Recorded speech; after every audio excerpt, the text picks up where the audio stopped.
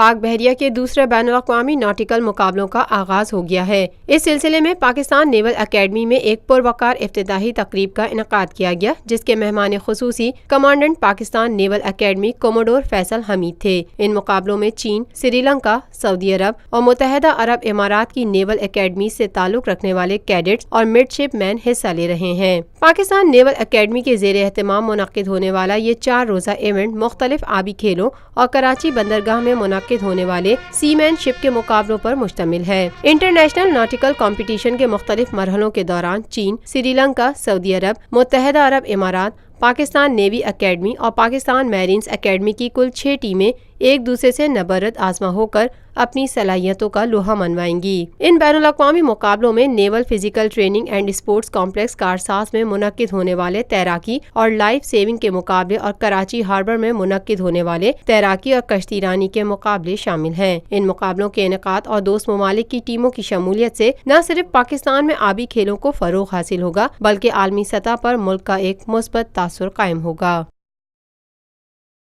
Lotus Lake Towers, a groundbreaking endeavor by Lotus Properties.